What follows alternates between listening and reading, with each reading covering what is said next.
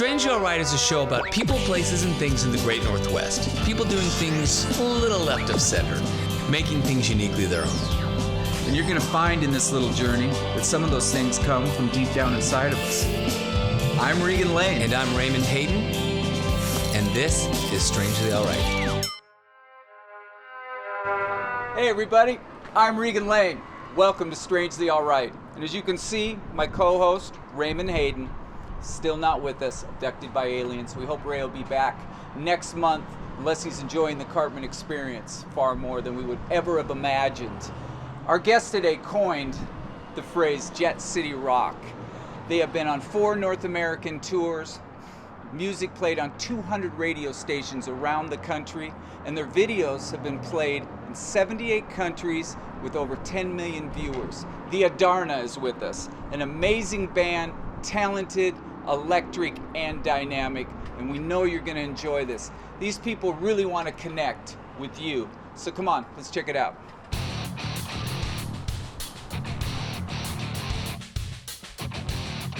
Taking their name from a mythical phoenix-like songbird in Filipino folklore, the Adarna are the first band to ever coin their genre as Jet City Rock. 3 years out of the gate, and they've completed 4 North American tours while averaging 80 to 120 shows a year. This summer, the band will embark on their 5th national tour titled the How Perceptive Tour. The tour consists of venues, colleges, and conventions to support the release of their new album, How Perceptive. In December 2015 through January 2016, they're honored to be performing internationally for the U.S. troops in the Middle East. Their fiery, dynamic, and high-energy sound comes from a concoction of influences, from old-school rock and roll, such as The Cult and Guns N' Roses, to modern rock, such as Foo Fighters, Sick Puppies, and 30 Seconds to Mars. The backdrop of the Adarna is a puzzle of cities, bands, Craigslist ads, and finally their debut EP. The core of the band is built on rock and roll, sweat, and rebirth. The Seattle Weekly suggests that the Adarna are melodic, polished, and destined for rock radio.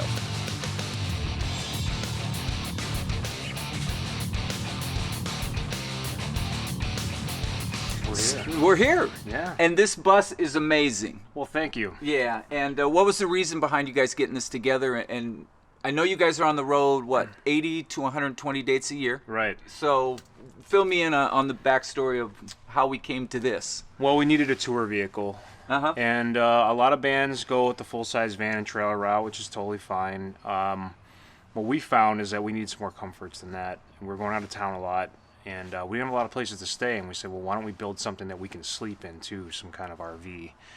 And we kind of found that to do it this way was actually cheaper than buying a good van and a trailer. We said, why don't we find a bus? I mean, these decommissioned school buses are cheap. So let's do that, and we can build whatever we want. Nice. You know, we got a bunch of tools. We got a bunch of ideas. We got a house where nobody cares how much noise we make out in front, or if we want to paint an entire bus, let's just do it. So we did. We did it. We bought it and we built it. So you bought it, you put it in front of the house, and I guess you had to gut it first. Mm-hmm. And then were you in charge of all that? I was, kind of the design and everything? And yeah, I'm kind of the mechanically inclined person, so... You know, I brought all my tools over, and, you know, with a bunch of wide eyes, like, what do all those things do? So, put tools in everybody's hand and said, this is what we're going to do. We're going to cut this, we're going to put it up there, and, you know, and everybody kind of got their ideas in, too. Like, hey, sit on this, see how this feels. Should that be higher? You know, or, you know, everybody kind of got a way to design it as they went. Who's the least mechanically inclined? Come on. We need to know. Probably will. Yes.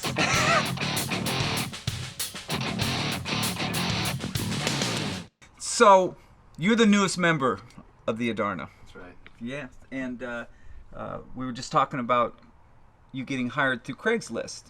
And tell us a little bit about how that came about and how you got out here to the West Coast. So my wife and I moved out here because she got a job. I had just graduated from the Art Institute of Washington. Was there immediately good chemistry? I think there were some patches where it was like, yeah, this can work. Okay. You know, right.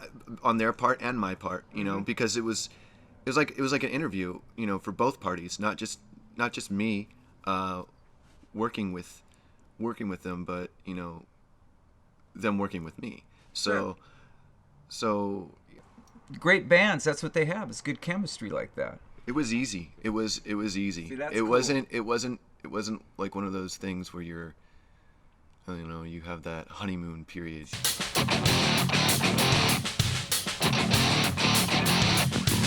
You as a woman in rock and all that kind of stuff, have you always been in bands with men?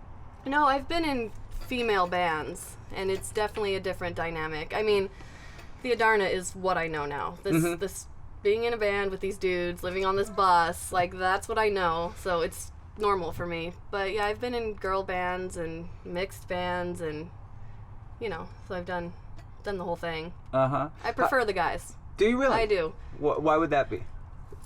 I miss having the girl friends to hang out with, especially on tour and stuff. But with the guys, I don't know if it's my personality, but I could just talk to them however I want to talk to them. And luckily, I've been working with very respectful gentlemen. So, Sure. because be positive about everything, and because there are negative parts to it. I mean, there's negative parts to everything. But, it's like talking to the kids about being a girl in a band and how it is a little more challenging than people see Sure. on the outside.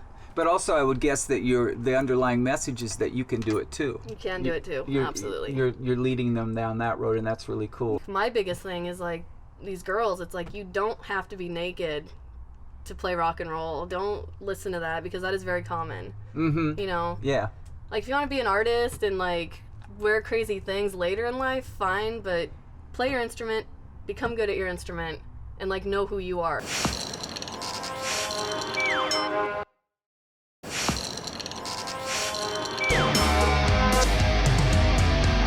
Idle hands are the devil's playground.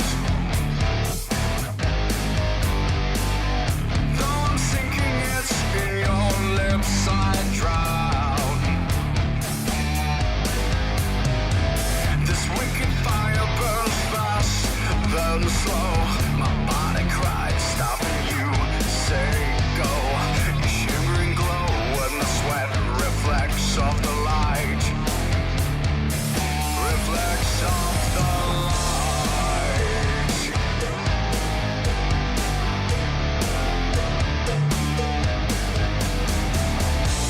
Tomorrow may never come. You rebel, you dream. The sweat that rolls off your skin, it tastes like sugar, sugar, sugar to me.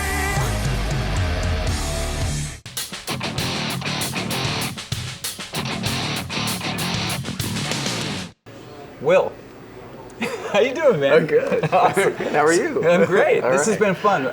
It's been really neat getting to know you and just visiting. You guys have a new record coming out. We do. Yeah. Let's talk about it. It's called How Perceptive. Okay. It's coming out April 27th, and it's just it's our follow-up record to our first record. So Okay. we're really excited about it. Great stuff, good recordings, powerful songs. I don't know. Is everything we've been trying to kind of grow from since our first album. Okay, and you've added a new bass player. We have, yeah. We added a new guy, Ray Cheng. So we brought in a guy from the East Coast. He's from Baltimore. Nice, nice. Yeah. Now tell me about the CD. What are the concepts? Kind of what are you guys talking about on the new record? There's kind of a general thing that kind of all the songs have. It's kind of more about self-acceptance and kind of empowering yourself in this type of way to go and accept yourself. So we looked at it. It's called How Perceptive because mostly because it's the ways that you kind of carry yourself in the world and the experiences you have can give you the look of maybe foresight. And just because of the fact you have experience and just your awareness of things. So we wanted to write songs about that kind of thing, experiences and whatnot. Where do a lot of your influences come from? We talked about your mom and dad. Yeah. You know, and so some of these ideas and things that you're talking about that come from your family background and Some, you know, most of the time they're very very involved in the writing process. Believe it or not, Really? I show them a song and then they go, you know what? No, I wouldn't. I wouldn't do that. I go, okay, mom, dad, all right. And I know that sounds really weird, but we're trying to write songs individually songs that are for people to listen to and they like. You know, I'm not trying to go and write music for myself. You know, I want to make sure that everybody can see something and get something out of it in that type of way. So even if they don't, because how often do you hear a band and you're like, not my thing, but that was really good. Sure, You know, sure. that's the goal.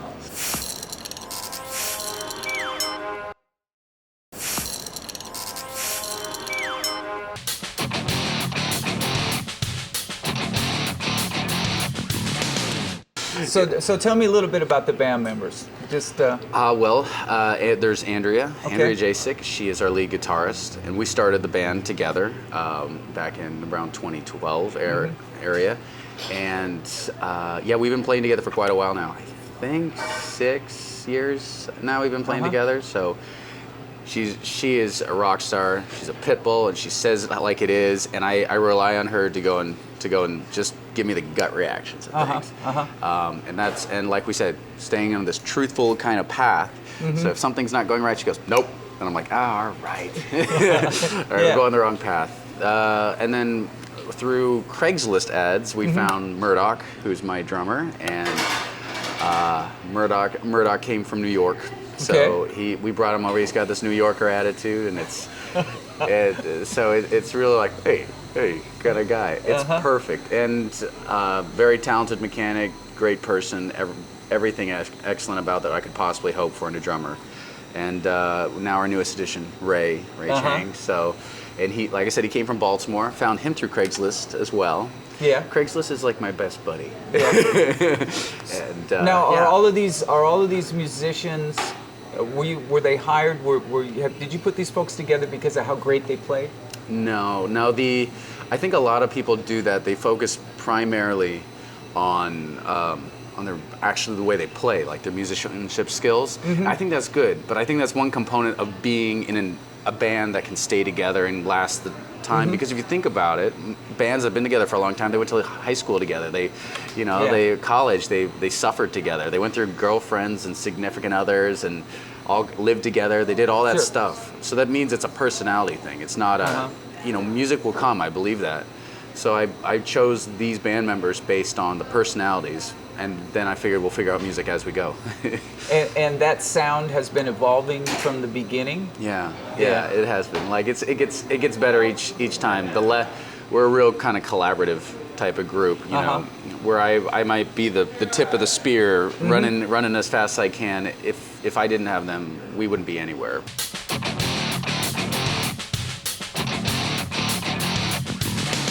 So tell me about how you write songs. You come in with, is it typically you'll come in with a riff? Is that a starting point? Sometimes it can be that way. I'm really up for interpretation. I kind of let the song decide where it wants to go, and what the band feels too, because they have their own influences. Like none of us listen to the same music. So that means we have all different kinds of styles, and we come from different places. They're gonna throw things in there that I've never tried before. You know, I'm like, oh, that's a weird kind of swing. Yeah, let's try that. Yeah. You know, and so we kind of, I don't know, we kind of riff off of each other in that way. We're not really a jammy band as much as it is when you present something, then someone throws another idea at it. You said Andrea's a pit bull sometimes. Is she your barometer on whether it clicks or not, or riff? Absolutely. Like I throw her something, and if she doesn't give me the head and the forward, yeah, all right, keep working with that. Then it gets axed, and then I try again. Yeah. Which is no big deal, because and you can relate. Being a creative person, that you can spit out stuff all the time. Sure. And so it doesn't. I think some people get too attached to something when you're like, you're just throwing to see what sticks. And if something sticks with one person, it's probably going to stick with another and another. But if it doesn't stick with anybody, it's not a bad idea. It's just probably a bad idea, right, for this part in relation to things. So save it, put it in your back pocket, bring it out later.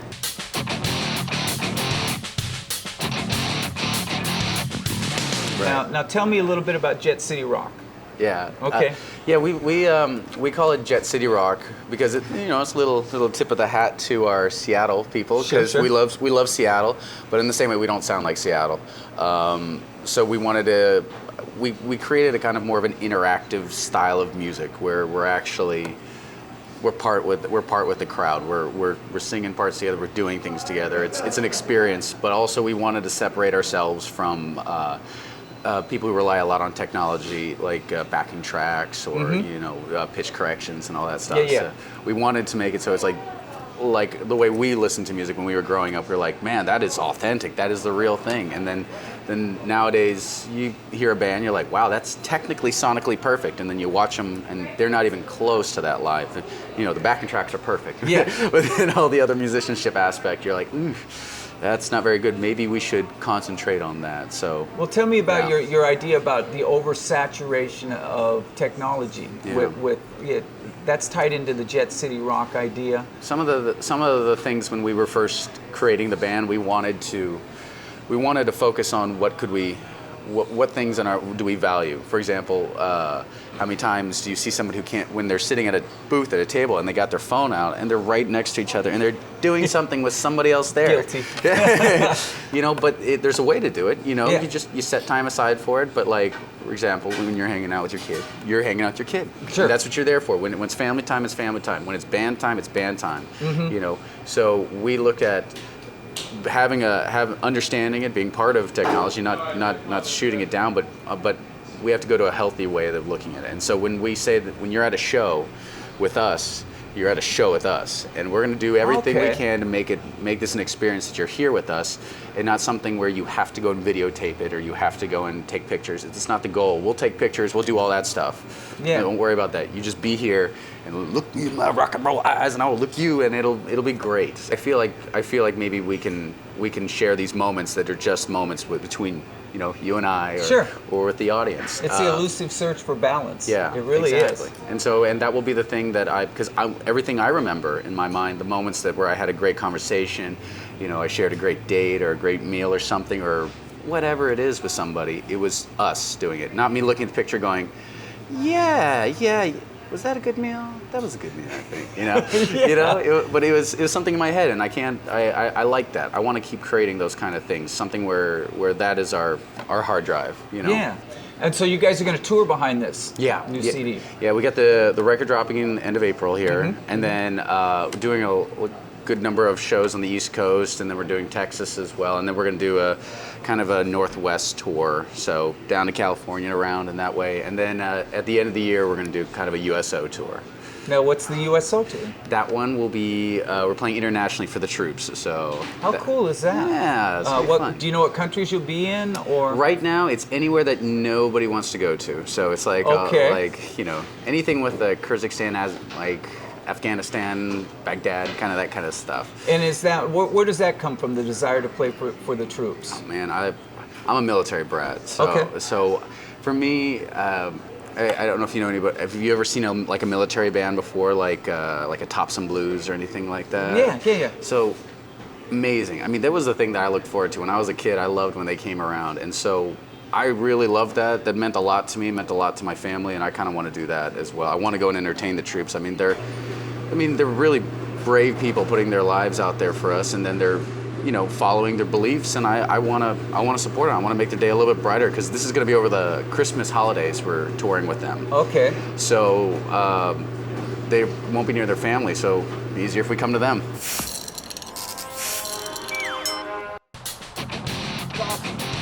Thank you very much.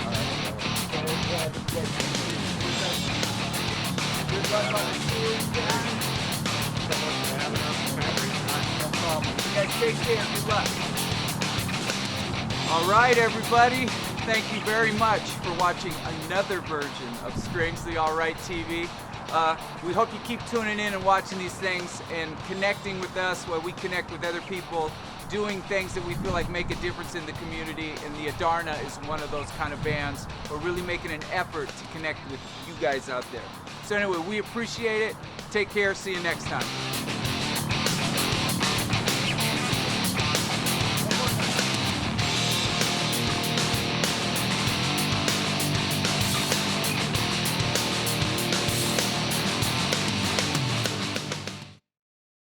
Nom nom nom nom nom nom nom nom nom nom nom nom nom nom nom nom nom nom nom